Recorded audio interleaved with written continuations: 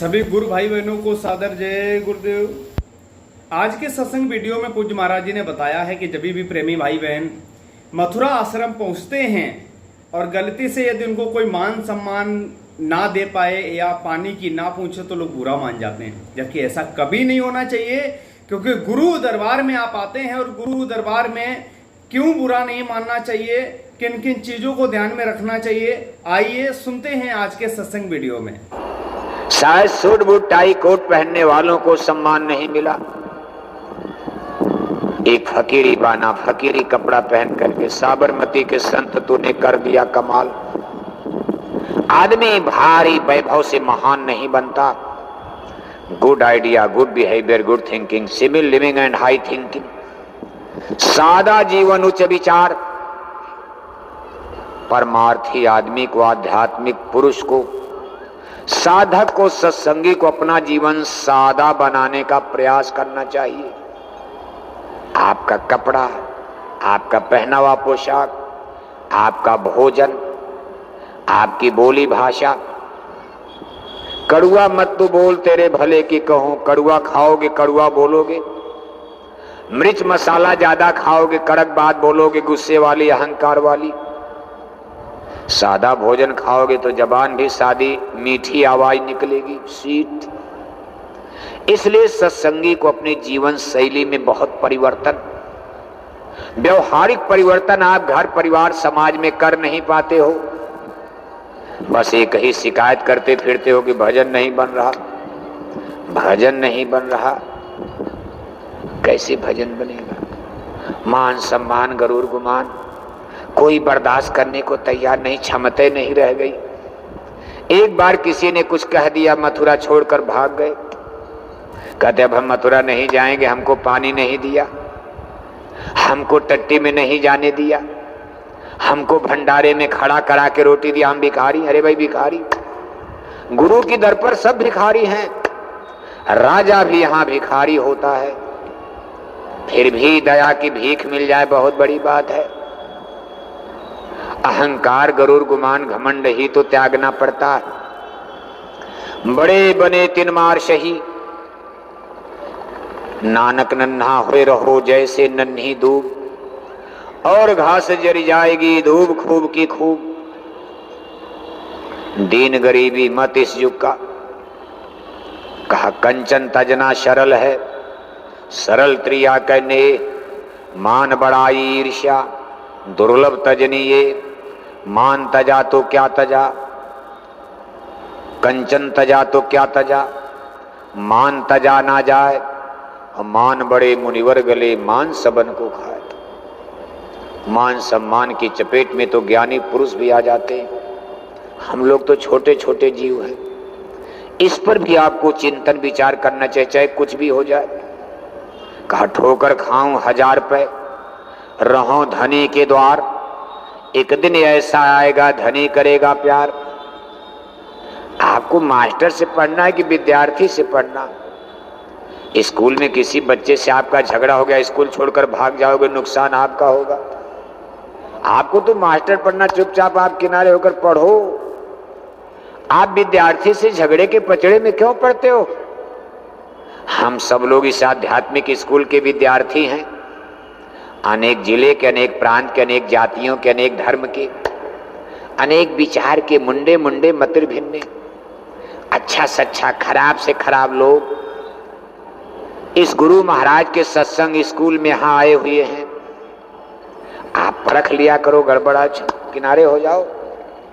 आपको तो सीधे दरबार से मतलब है, पढ़ लो, जो पढ़ाया जा रहा सीख लो, ज्ञान समझ लो। पूज्य महाराज जी आपको पढ़ा रहे, पढ़ लो आप। अब किसी ने आपसे झगड़ा कर दिया, भाग गए आप, महाराज जी ने तो कुछ कहा नहीं आपको, लेकिन ये मन है कि देखो यही मन तो गड़बड़ करता, सब मन ही है, मन उत्पात करता, मन ही तो सब बाउंडर मचाए बैठा। कहा बड़ा बैरी ये मन घट में, इसी को जीतना कठिना, जिन्होंने मार मन डाला उन्हीं को शूरमा कहना। कहा ये मन ही सारे संसार में बाउंडर बवाल। जब आप सत्संगी नहीं थे तब भी मन आफत करता था, सत्संगी बनने के बाद इतना ऊंचा ज्ञान, सत्संग के बाद भी मन चैन से नहीं रहने देता। कभी घर में झगड़ा, कभी गांव में झगड़ा, कभी परिवार में झगड़ा, कभी जातियों का झगड़ा, तब तक हिंदू मुसलमान का झगड़ा, और तब तक भारत पाकिस्तान का झगड़ा खड़ा हो गया। कहा भाई सब एक हो जाओ, हिंदू मुसलमान यादव ठाकुर सब एक हो जाओ, पाकिस्तान से लड़ना है, उठाओ बम तलवार। और जब वहां सीज फायर हो गया, कहा फिर आपस में अब लड़ाई शुरू हो गई। कहते तूने गलत कर दिया, कहते तूने गलत कर दिया, तूने मरवा दिया, तूने पिटवा दिया, फिर आपस में झगड़ा। कि मन ही है, चांडाल है, शैतान है।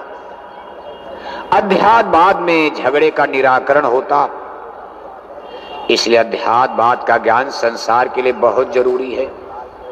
अगर घर में, परिवार में, समाज में, राष्ट्र में हम झगड़े को खत्म करना चाहते हैं, कम करना, मान लो खत्म तो यहां भौतिकी धरातल पर नहीं होगा, लेकिन फिर भी अगर ब्रीफ यानी कम करना है तो अध्यात्मवाद का ज्ञान सबके लिए जरूरी है। जो आध्यात्मिक पुरुष होता हो झगड़े झंझट में कम पड़ना चाहता, जैसे आप लोग सत्संगी हो गए, पहले छोटी छोटी बात पर आपको गुस्सा आता था, किसी ने आपको गाली दे दिया, लाठी निकाल के सर फोड़ते थे, पुलिस आती थी, जेल में जाना। जब से आपने बोरा पहन लिया, शाकाहारी जैकेट पहन लिया, घर से निकलते हो, कितने लोग आपको गालियां देते, आड़ में मजाक उड़ाते, सुनते भी हो, लेकिन हाथ जोड़ करके आप चले जाते, चलो गुरु महाराज का कोई लेना देना, मेरा कर्म कट रहा। गांव समाज के लोग कहते भाई क्या गुरु का जादू चल गया, है तो बड़ा दुष्ट आदमी था। वीडियो के आखिर तक बने रहिए। इसको कोई गाली दे दे तो गोली मार देता था, आज इसको कोई गाली दे दे चाहे कुछ करे, हाथ जोड़ करके भाई चलो मेरे गुरु महाराज की दया है।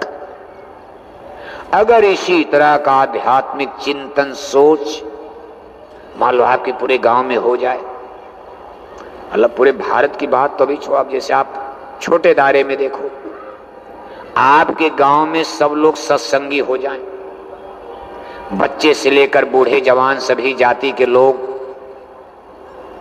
तो आपके गांव में झगड़े की कोई गुंजाइश नजर नहीं आएगी। प्रधानी का चुनाव होगा, लोग कहेंगे निर्विरोध चुन दो इनको 5 साल, क्योंकि सत्संगी प्रधान बनकर के लूटेगा नहीं, कोई कमाई का लालच तो है नहीं। कहा भाई हमको सेवा करनी सत्संगियों की, चलो ये भी संगत की सेवा, सब सत्संगी लोग हैं, हमारे कुछ सत्संगी गरीब हैं, हम प्रधान बन इनका घर मकान बनवा देंगे, इनके लैट्रिन बाथरूम बनवा देंगे, जो अमीर सत्संगी उनका नहीं, गरीबों का बनवाएंगे नियम से। इस तरह से पूरा जिला, पूरा प्रांत, पूरा भारत, पूरा विश्व, अगर अध्यात्मवाद की तरफ लोगों की रुझान बढ़ जाए तो हम एक अच्छे संसार का, अच्छे विश्व का निर्माण कर सकते हैं। इसीलिए गुरु महाराज कहते थे कि ये जो मेहनत मैं कर रहा हूं, अपने प्रेमियों से करा रहा हूं, इनकी मेहनत का परिणाम क्या होगा? कलयुग में कलयुग जाएगा और कलयुग में सतयुग आएगा।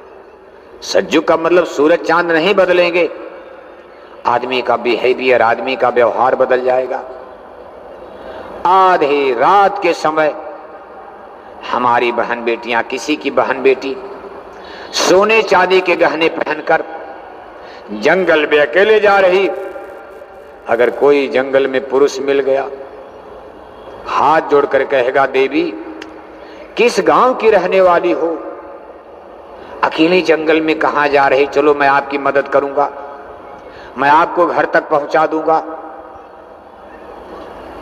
हिम्मत नहीं कोई शरीर पर हाथ लगा दे, और हिम्मत माने डर नहीं। सत्संगी आप हो, आपको 11 बजे रात को कोई स्त्री सोना चांदी पहने मिल जाए, सत्संगी उसके साथ आज भी यही व्यवहार करेगा, भले अभी कलयुग लगा।